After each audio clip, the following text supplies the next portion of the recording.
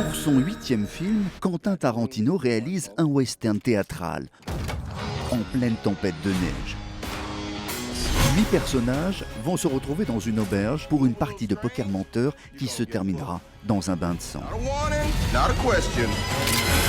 Tarantino, virtuose de l'écriture, se paye le luxe de tirer en longueur ses dialogues. Cinéphile militant, il a tourné son film avec de la bonne vieille bobine. Enfin, comme tout bon western, celui-ci parle de politique, entretien.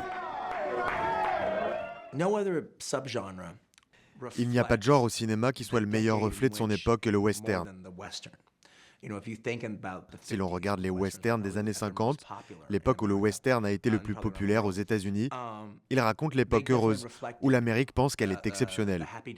Si vous regardez les westerns de la fin des années 60, début 70, alors là, l'époque est très cynique, et certains westerns sont clairement des allégories de la guerre du Vietnam.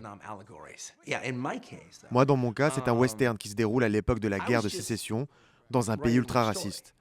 Et ça rejoint notre époque. Aujourd'hui, on vit dans un pays qui n'avait jamais été aussi divisé que depuis la guerre civile.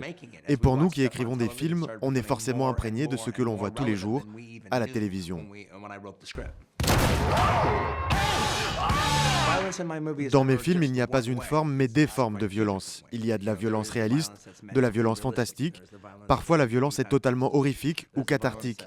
Mais faire rire les gens parce que la violence est tellement énorme, c'est ce que j'ai toujours fait depuis le début de ma carrière.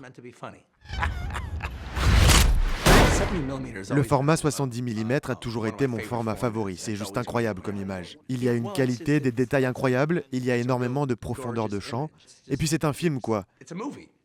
Mais j'admets que j'ai une conception un peu vintage de ce qu'est le cinéma. J'espère que comme ça, vous vous souviendrez que certaines manières anciennes de faire du cinéma valaient le coup.